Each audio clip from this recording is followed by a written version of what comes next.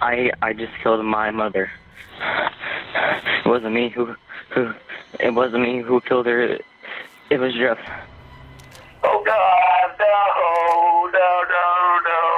This ain't happening. He killed her. He snapped.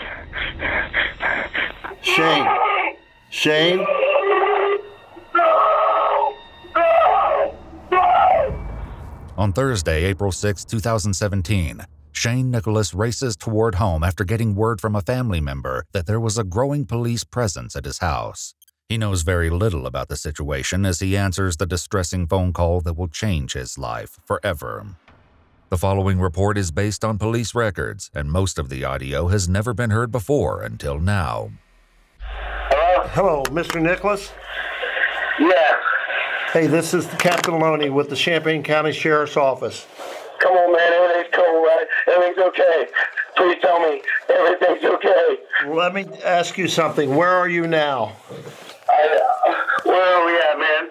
Do you know? Melville, Indiana. Are you driving right now? No, I'm not. Who's driving? Adam.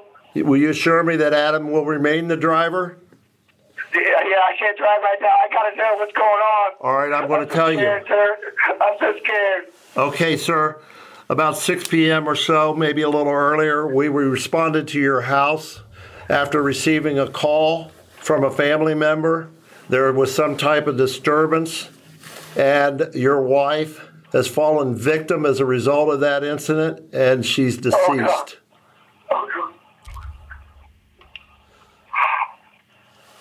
Oh, God. I'm not processing what you're telling me here. I understand. Take your time. Oh, no. That's not what happened. It can't happen that way. It can't happen that way. Hours ago, at approximately 6 p.m., Champaign County dispatchers received the 911 call from Shane's 14-year-old son, though his haunting confession was the last thing anyone expected. 911, where's your emergency? I just killed my mother. And what happened, sir? I just killed my mother, and I need to go to the hospital. Captain Loney assures Shane that his son is safe and in police custody, withholding the chilling reality of the situation. As Shane's panic rises, Loney begins to probe him for answers in an effort to shed light on the unfolding nightmare. Give me a little history on your son. And is his name, am I correct, is his name Donovan? Oh, God, yes. Yes, Donovan Nicholas. What's his date of birth? Oh, God, I think he's 14 years old. Okay. But I don't know. Okay. Has he been any behavior problem or anything to you? Never. The boy is soft-spoken. He's a genius. He's very, very smart. He's non-confrontational. Okay. He's never done anything. I didn't want to kill her.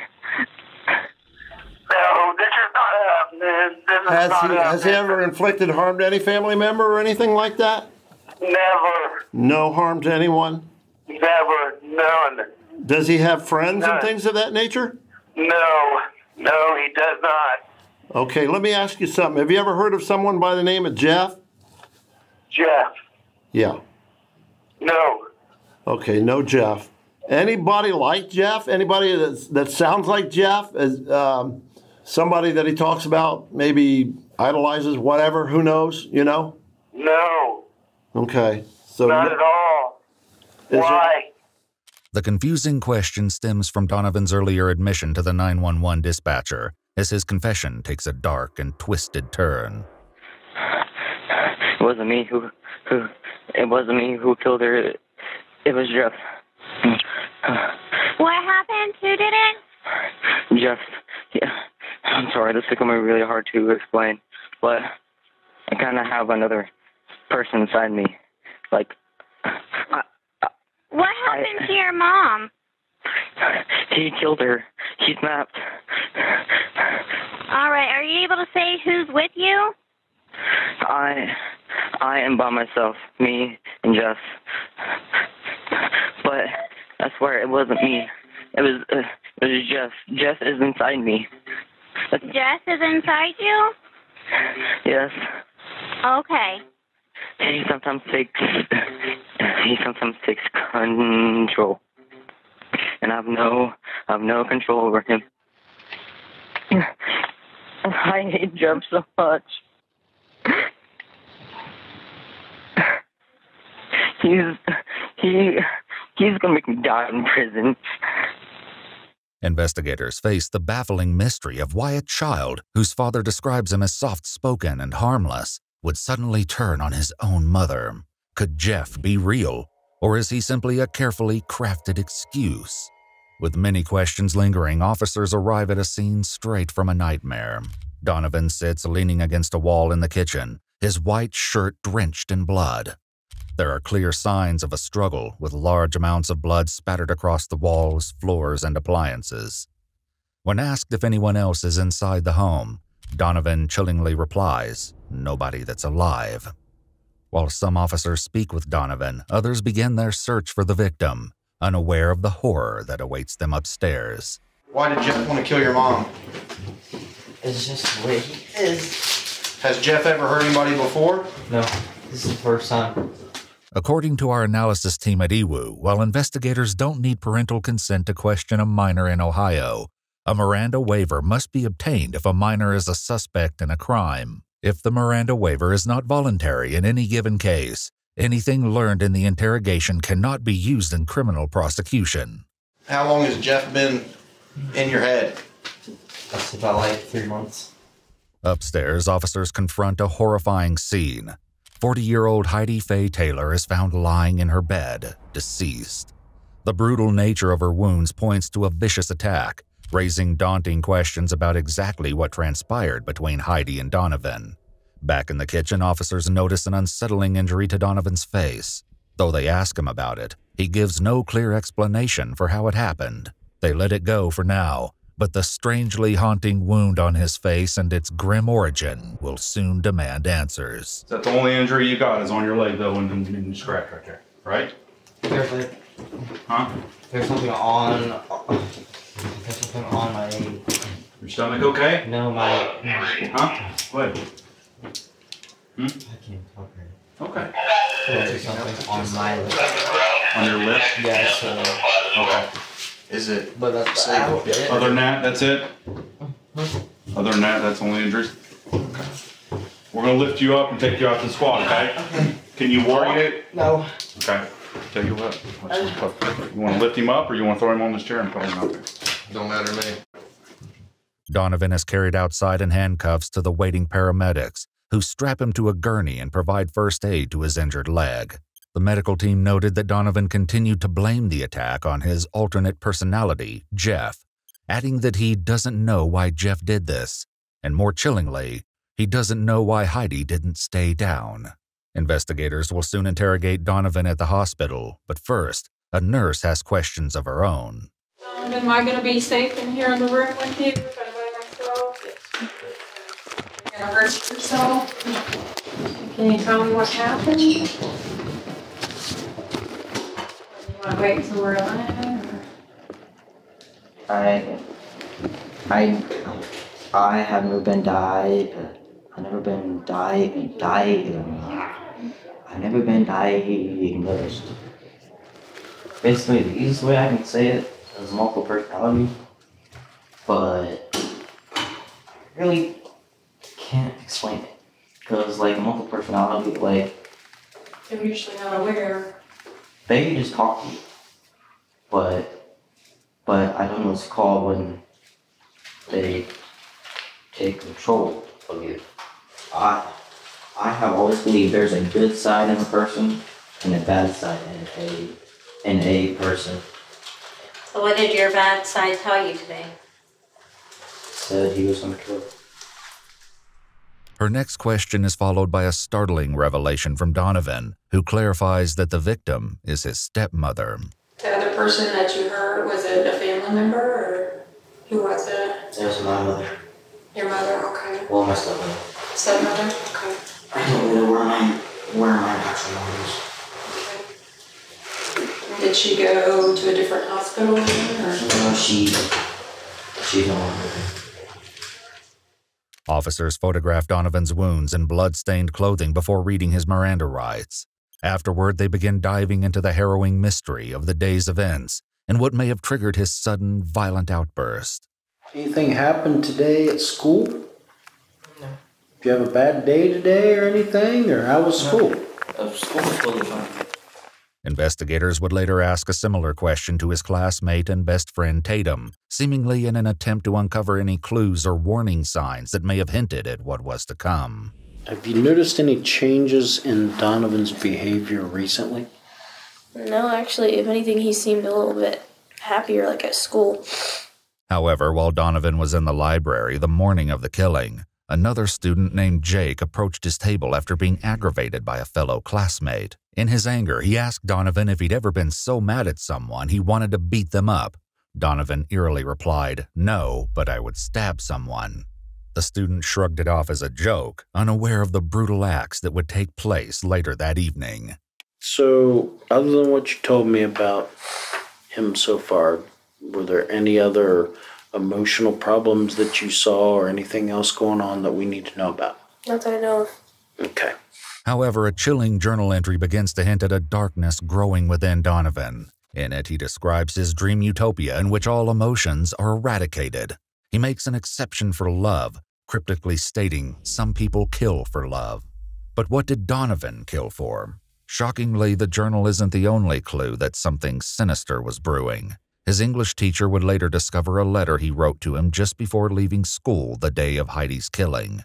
However, its discovery would come far too late. For now, investigators focus on what happened when Donovan returned home. All right. So, tell me about coming home from school. What did you do after you came home from school? I took a nap. I took a nap. You took a nap. So you got home at 3, you took a nap. How long did you sleep? I'm going to say about like an hour. It was supposed to be for a half hour. But okay. So you took a nap. Why do you say it was supposed to be for a half hour? Who told you it was supposed to be a half hour? My stepmom. Okay. First, I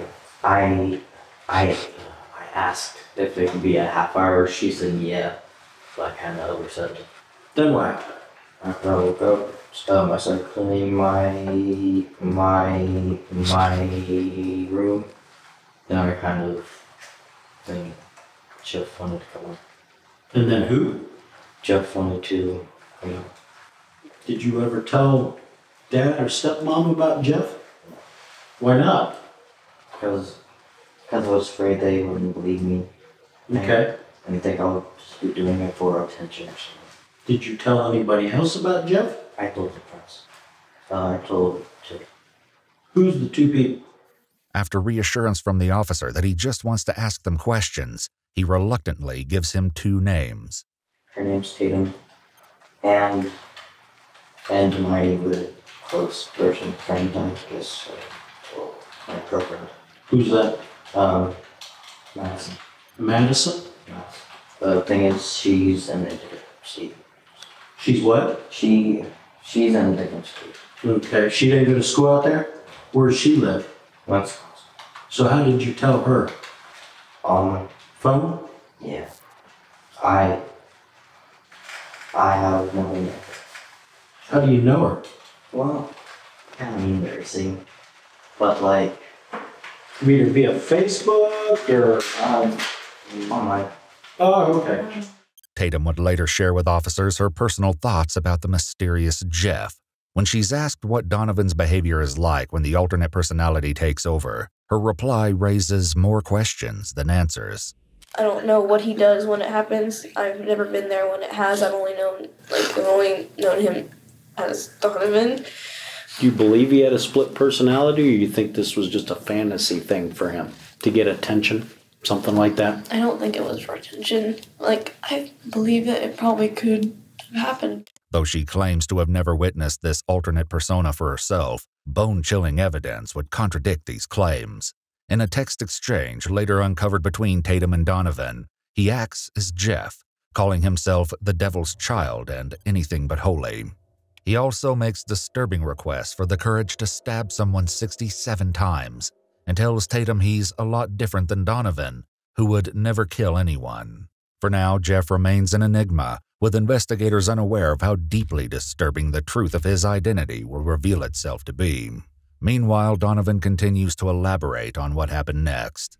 So, you're cleaning your room and you say Jeff wants to come out. Mm-hmm. Can you describe Jeff to me? How does Jeff act? He's homicidal. Yeah, obviously. But like, he laughs about things that he did today. And he's super fidgety. He always clicks pens or twirls a pencil or something. So can you tell me about what happened at home after you cleaned your room? What did you do then?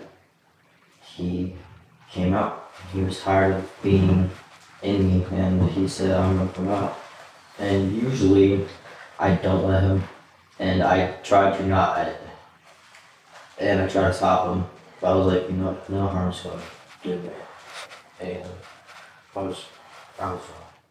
Donovan then explains that once Jeff emerged, he changed clothes, dressed in a plain white t-shirt and black jeans. Why those clothes?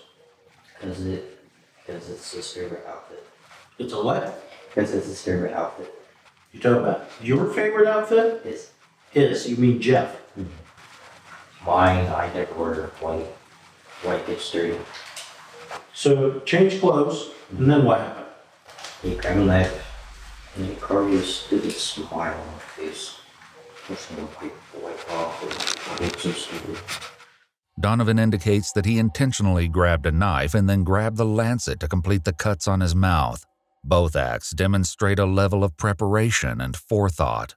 Donovan's cuts, extending from each side of his mouth toward his ears, created what officers grimly described as an exaggerated smile. His chilling explanation for doing this to himself would later leave investigators stunned. So, you got the knife, and you're in the kitchen, and cut your face. Did you do that in the kitchen? I did that in the bathroom so I could see. So he could see. So in the mirror? I used a knife and a lancet. Not because the knife was too long to cut anything. Disturbingly, Tatum suggests that Donovan may have been sharing these frightening ideas with someone else. I really don't know of any problems, for him at home, but he didn't have anyone else, really to talk to. There was this girl. All I know is that her first name was Madison, and that they used to talk, and they met over, the internet, an app. They had never met each other in person. And he used to talk to her. I feel like they maybe just, fed off each other. Investigators begin attempting to search for Madison and quickly locate her Facebook account online. Though her profile is private, they're able to view photographs attached to the account. What they see as they navigate her gallery is nothing short of a nightmare, the disturbing images leaving them questioning the true horrific nature of Jeff. So, you have the injury to your face that you used the knife and the lancet for. Then what did you do? I was waiting for Mom to come downstairs. Now, when we're talking about Mom, you keep referring to Mom. We're talking about Heidi. Yes. Okay. Okay. So it's very confusing because when I say me, I could either mean me or Jeff, but at this time period, I mean Jeff, but I say me because it's my physical being. Okay. But it was he who acted. It was he who controlled. With that settled, Donovan continues to detail the harrowing account and the shocking moments that led to the brutal attack. You're downstairs. Yeah.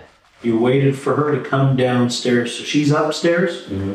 She was upstairs, but she was taking too long, so I called her downstairs. What did you say to call her down? I said, Mom, can you come down here for a second? I'm gonna have my horse about this so it's not enough. So she came downstairs? Mm-hmm. What happened then? Do I have to explain how it all happened? Well, it would be helpful. That way we know what happened to her. I think you kind of owe your stepmom, a little bit of telling what happened. I mean, otherwise nobody's going to know what happened to her. You know what I mean? I think you personally care about your stepmom. Maybe Jeff doesn't care about your stepmom, but I think you do. Jeff doesn't. Me, I haven't really liked her. Like, oh, but yeah, I wouldn't hurt her at all. So, yeah, what happened when she came downstairs? I hid behind the door. So when she would walk by, I could just easily. Mm-hmm. Yeah. Where was the door? The door was in the living room. It's the right side door that has the glass. Anyways, when she came by, I kind of had like a panic attack because I can't believe Jeff was making me do that. So what happened after that? You said she came by. What happened after she came by? And I'm glad that he did this, but he hugged her. He did. And then after he hugged her, Mom was like, "Why'd you touch your face?" So what happened then? He began.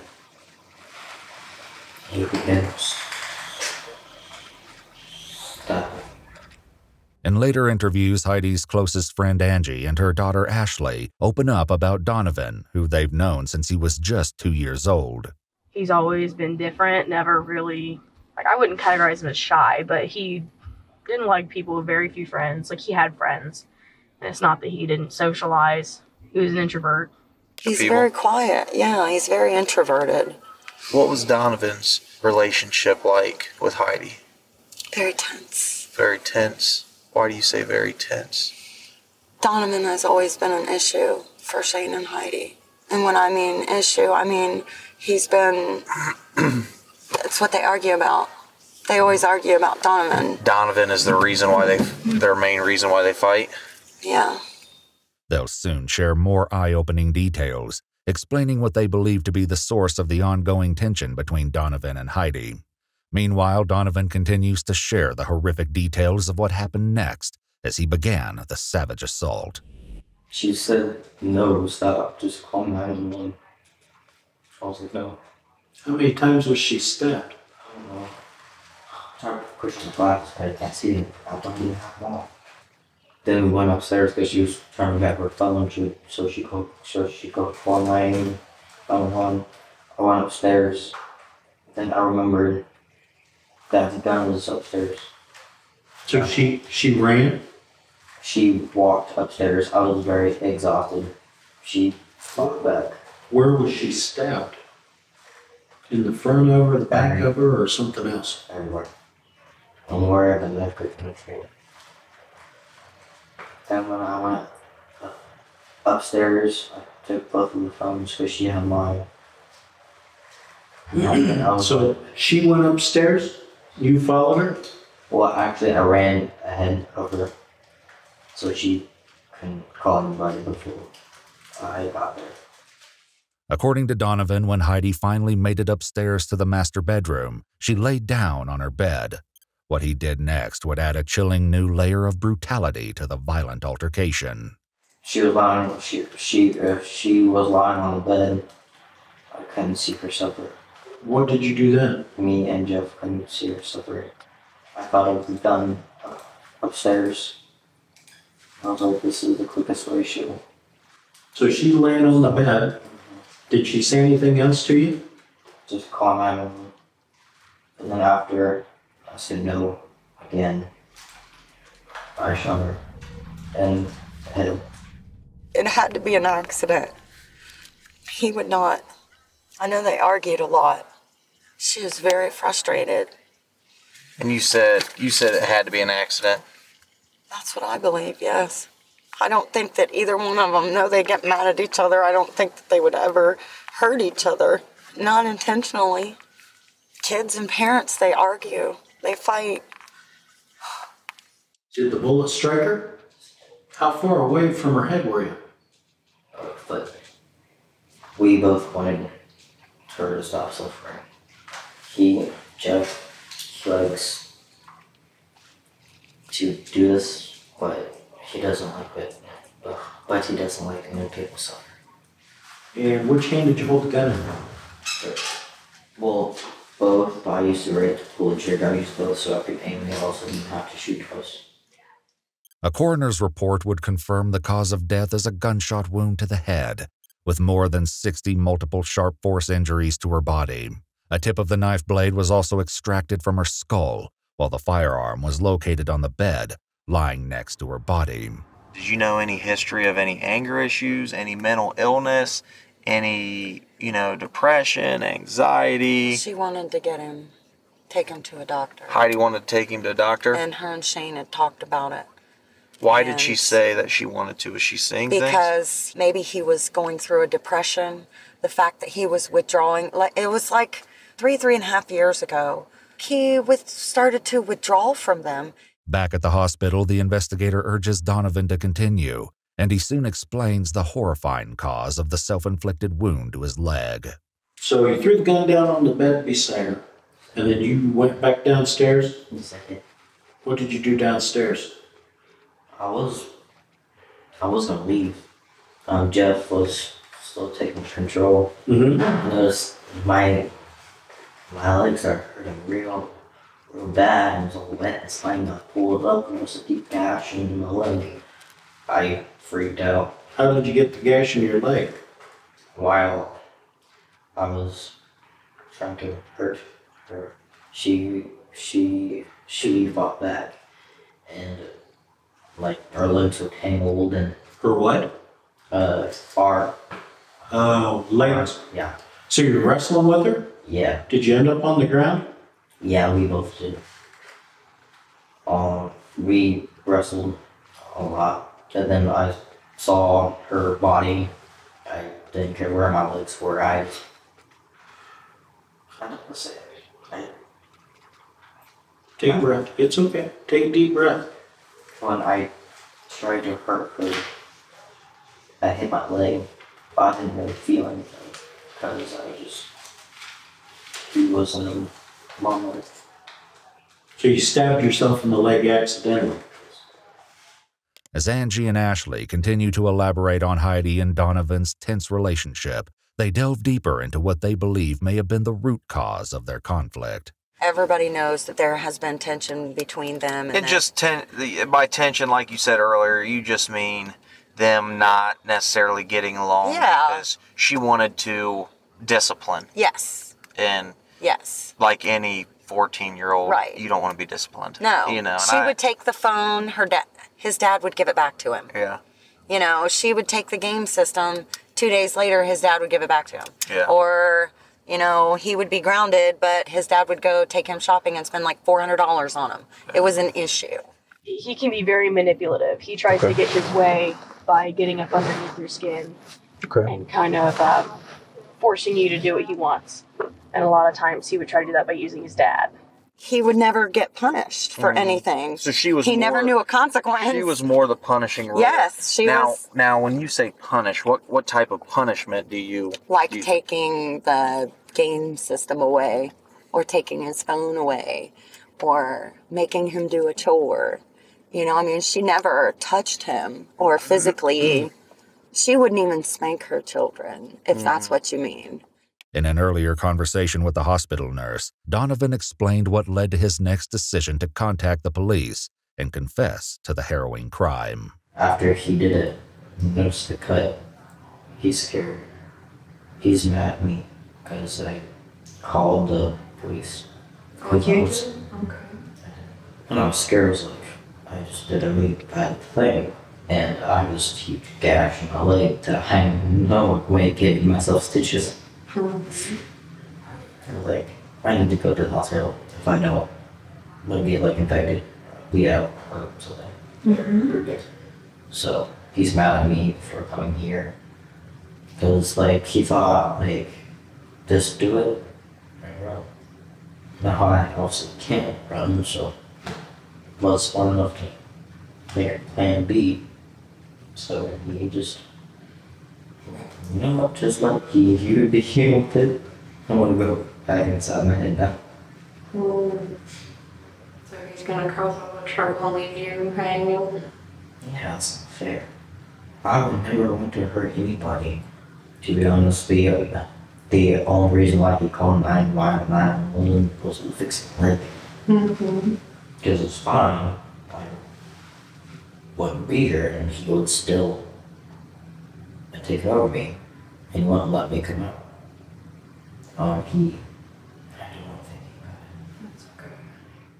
While investigators have now learned the devastating details of what happened to Heidi, they still have little to go on when it comes to establishing a motive. Angie and Ashley's accounts of their strained relationship don't explain what could have caused Donovan to violently snap. According to our analysis team member at EWU, while a host personality can be aware of alternate personalities, it's very unlikely for the host personality to be aware of specific details that occur when an alternate is taking the lead. If truly an alternate personality existed, Donovan would not know the details and thought process of each step of the crime. So cut to your face, what's the significance of that? It was his smile. It's what? It was his smile. Do you watch a lot of movies? What other character has a smile like that? Jeff the Killer. That's where Jeff kind of came from. But that's just a story. It wasn't a movie. What's that story? I'm not familiar with it. It's called Jeff the Killer. What's it about? It's about this kid. His name is Jeff. And he moved into a new house.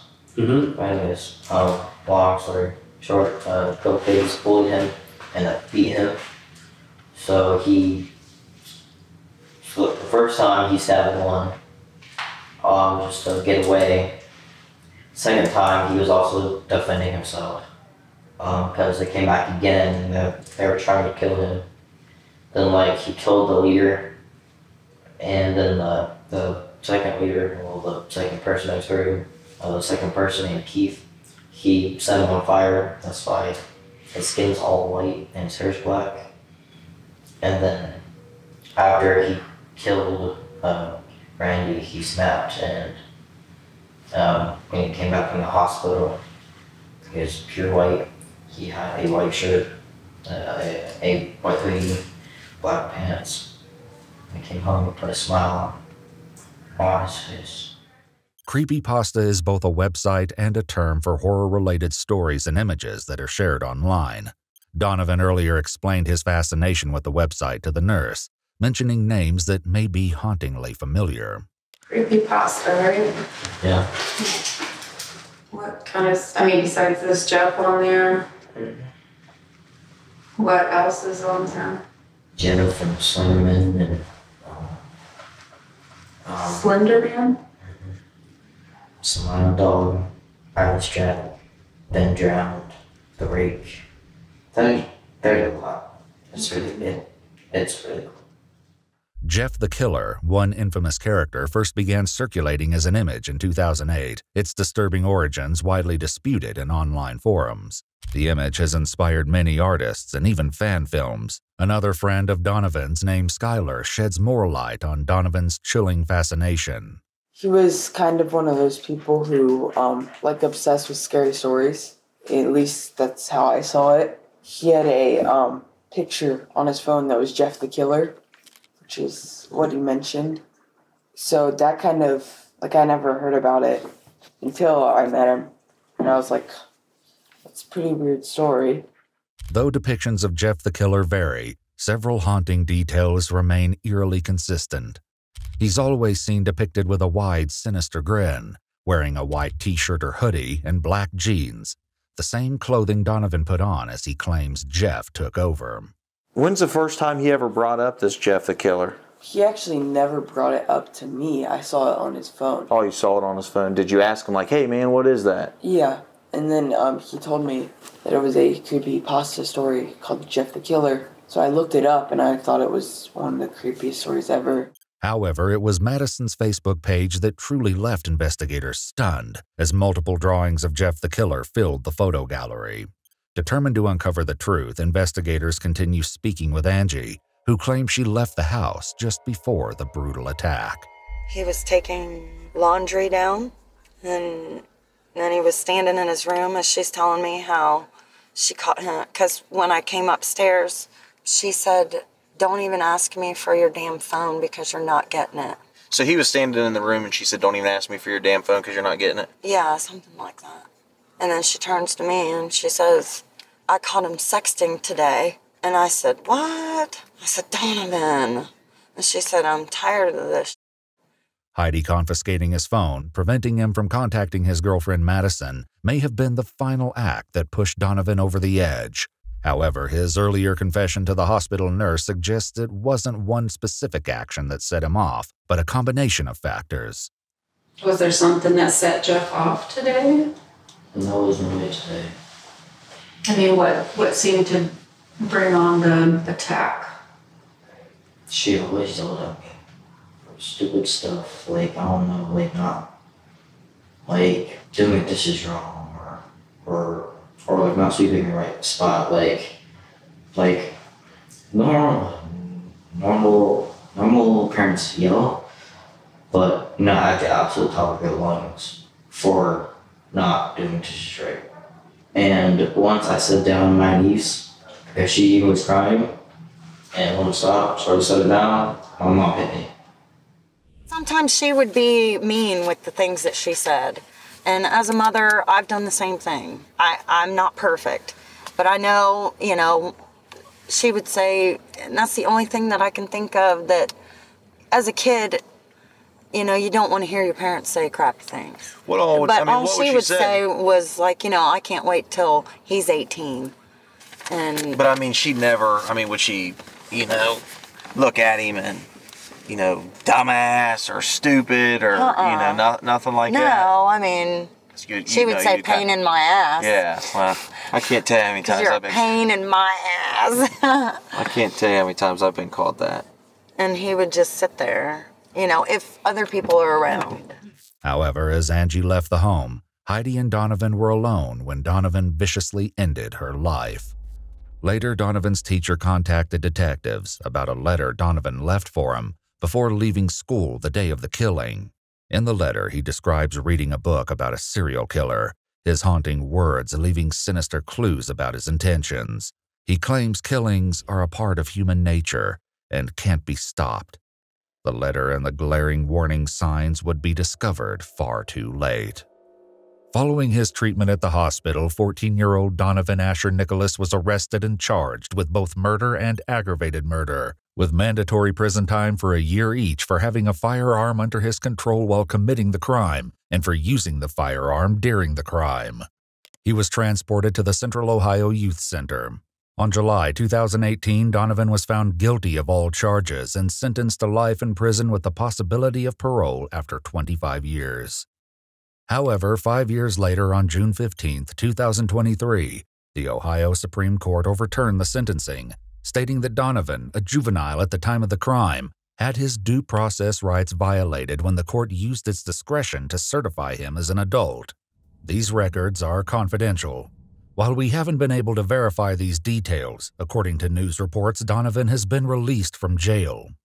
Iwu reached out to Donovan's family to determine his whereabouts and didn't get any response.